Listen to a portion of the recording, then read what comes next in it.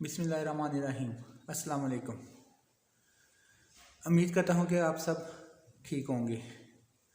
दोस्तों, जो हमारी लास्ट वीडियो अपलोड हुई है अबाउट दी क्रोशिया, तो उसके बाद आप दोस्तों की तरफ से इतने मैसेजेस, इतनी कॉल्स आई हैं, रिसीव हो रही हैं कि मेरा हर एक कॉल को या फिर जो आपका व्हाट्सएप टेक्स्ट है उसको प्रॉपरली टाइम पे रिस्पांस करना थोड़ा सा मुश्किल हो गया है।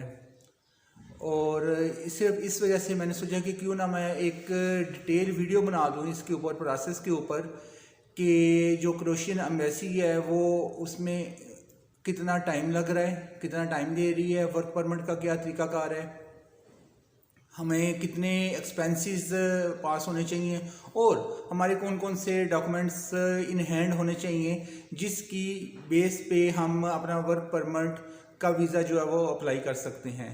ये सारे के सारे जवाब मेरे लिए टेक्स्ट की शक्ल में देना थोड़ा सा मुश्किल था, इसलिए मैंने फिर सोचा कि क्यों ना मैं आज की वीडियो में ये तमाम बातें डिस्कस कर लूँ। दोस्तों, सबसे पहले तो हम आ जाते हैं कि हमें क्रोशिया, जैसा कि आपको पता है कि ये शेंजन स्टेट बन चुकी है। 1 जनवरी 2023 को इसने बाकायदा शेंजन का पार्ट बन जाना है। जो इसके बॉर्डर के ऊपर बॉर्डर सिक्योरिटी फोर्सेस खड़ी हैं वो उन्होंने हट जाना है, किसी किस्म की आपकी चेकिंग वगैरह नहीं होनी। आप फ्रीली 27 कंट्रीज़ में मूव कर सकते हैं जो शेंजन का हिस्सा हैं। दोस्तों, सबसे पहले तो हम बात कर लें कि एम्बेसी में जाने के लिए हमें कौन कौन से डॉक्यूमेंट्स रिक्वायर होते हैं। सबसे पहले तो आपके पास पासपोर्ट होना चाहिए, पिक्चर्स वाइट बैकग्राउंड के साथ होनी चाहिए, CNAC की कॉपी होनी चाहिए। ये तो आपके पास डॉक्यूमेंट्स हो गए। इसके अलावा जो हमें एम्प्लॉयर से डॉक्यूमेंट्स मंगवाने हैं वो है आपका एम्प्लॉयमेंट लेटर। जी दोस्तों, आपने अपने एम्प्लॉयर से जिसके साथ आपने एग्रीमेंट किया है, आपने उससे सर्टिफिकेट हासिल करना है जिसको ऊपर तमाम आपकी जॉब के बारे में डिटेल होगी, डिस्क्रिप्शन लिखी होगी, आपकी सैलरी वगैरह, पैकेज और दूसरे जो इंसेंटिव्स है, डिटेल्स है, टर्म्स एंड कंडीशन के साथ सब कुछ मेंशन होगा, वो आपने अपने एम्प्लॉयर से मंगवाना है।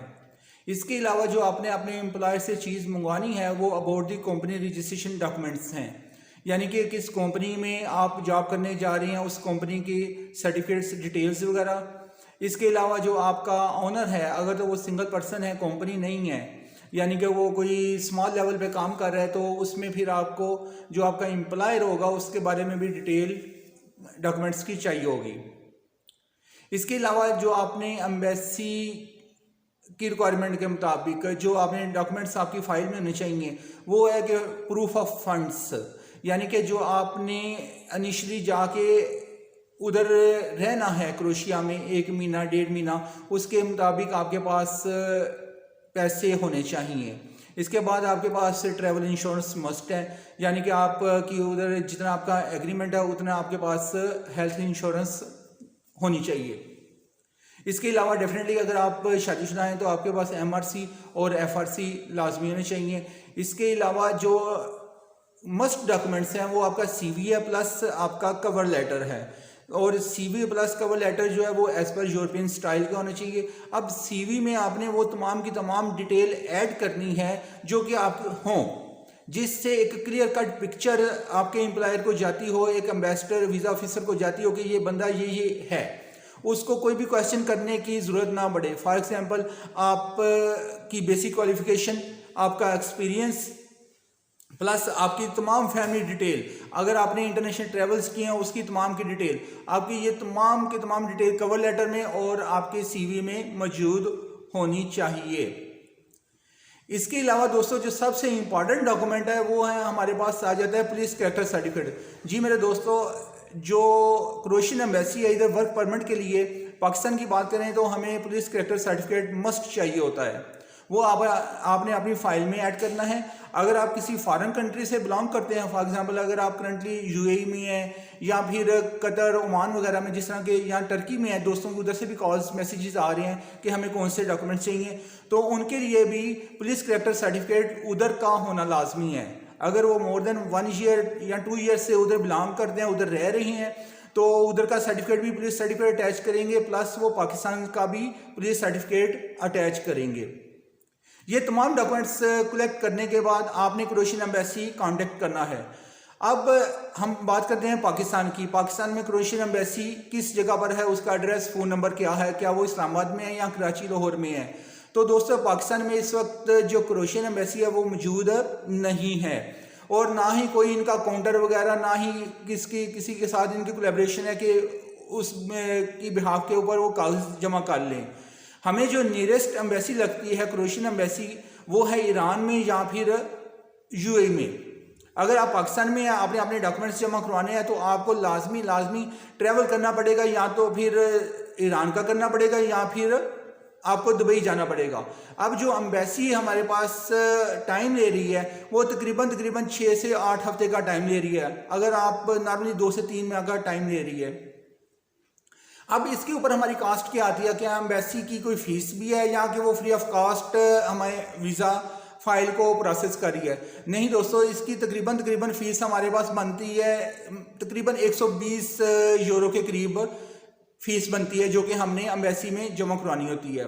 जब हमें एम्बेसी वीज़ा दे देती है तो वो फिर हम उधर से ट्रेवल, आप डायरेक्ट या तो फिर ईरान से, जिधर से ईरान से अगर आपने वीज़ा प्रोसेस कर रहे हैं तो ईरान से टिकट ले लें, या फिर अगर आप दुबई से कर रहे हैं तो दुबई से टिकट लेकर डायरेक्ट आप क्रोएशिया मूव कर सकते हैं। अब सबसे इम्पॉर्टेंट क्वेश्चन जो कि अक्सर क्लाइंट पूछ रहे हैं, थ्रू मैसेजेस भी ये कंसर्न कर रहे हैं कि हमें उधर का वर्क परमिट मिल गया, हम उधर क्रोएशिया में एंटर हो गए, तो क्या उसके बाद हम शेंजन स्टेट्स जो हैं, for example Germany, Italy, Spain वगैरह में मूव कर सकते हैं कि नहीं कर सकते।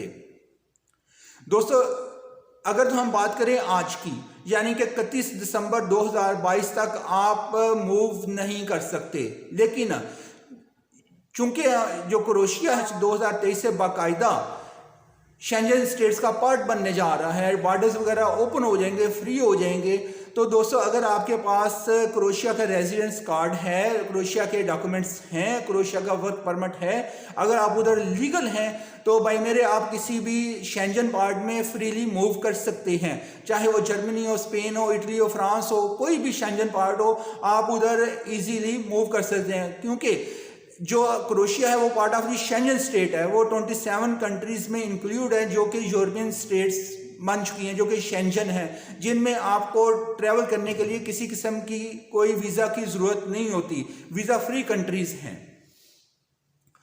दोस्तों आप वर्क परमिट कैसे हासिल कर सकते हैं? वर्क परमिट हासिल करने के लिए आप सिंपल गूगल के ज़रिए अपने एम्प्लॉयर से कांटेक्ट करने की कोशिश करेंगे, अपनी जॉब को सर्च करने की कोशिश करेंगे।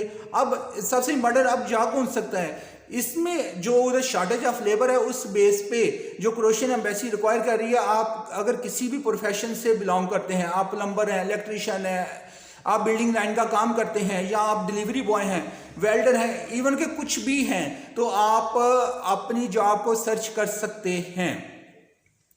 कोई शक नहीं कि आप बिल्कुल नामी से पैसों में आप क्रोएशिया में मूव कर सकते हैं, बजाय इसके कि आप एजेंटों के हथे चढ़ें, उनको 30 लाख, 40 लाख, 50 लाख, जितना भी वो डिमांड कर रहे हैं उनको दें, सिर्फ इसी एक वर्क परमिट का, जो कि आप सिर्फ और सिर्फ चंद हज़ार रुपयों में कर सकते हैं। अगर आप मज़ीद इस बारे में कोई इन्फॉर्मेशन चाहते हैं, मज़ीद आप इसके बारे में कोई कंसल्टेंसी सर्विसेज चाहते हैं, तो आप हमारे ऑफिस से रब्ता कायम कर सकते हैं। आप डायरेक्ट मुझसे व्हाट्सएप पे मैसेज करके कंसल्टेंसी सर्विसेज या हेल्प वगैरह ले सकते हैं। इंशाल्लाह मैं पूरी कोशिश करता हूँ कि एज सुन एज़ पॉसिबल आपके जो मैसेजेस हैं उनको रिप्लाई करूँ, लेकिन थोड़े से देर हो जाती है क्योंकि बहुत ज़्यादा लोड, काम का, ऑफिस का लोड भी है, फिर आपके मैसेजेस बहुत ज़्यादा आ रहे हैं, ना सिर्फ नेशनल से बल्कि टर्की से, ईरान से और दुबई वगैरह से बहुत ज़्यादा लोग क्वेश्चन कर रहे हैं, तो इसलिए मैसेज का रिप्लाई करना थोड़ा सा मेरे लिए टाइम टेकिंग टास्क बन गया है, इसलिए थोड़ा सा लेट हो रहा है, लेकिन अल्टीमेटली मैं कोशिश कर रहा हूँ कि हर एक को रिप्लाई ज़रूर दूँ। तो अगर आप कोई कंसर्न है, किसी किस्म का क्वेश्चन है, तो आप डायरेक्ट मुझसे व्हाट्सएप पे रब्ता कायम कर सकते हैं। जो हमारे सराउंडिंग में दोस्त वगैरह रहते हैं गुजरांवाला के, वो डायरेक्ट ऑफिस में अगर आके 1-to-1 मीटिंग करना चाहते हैं तो मोस्ट वेलकम। इससे ना सिर्फ मैं ऑफिस में अवेलेबल होता हूँ, बल्कि हमारा प्रोफेशनल स्टाफ भी उनको प्रॉपर गाइड करेगा। दोस्तों दुआ में याद रखिएगा, अपना बहुत सारा ख्याल रखिएगा। अल्लाह हाफिज़।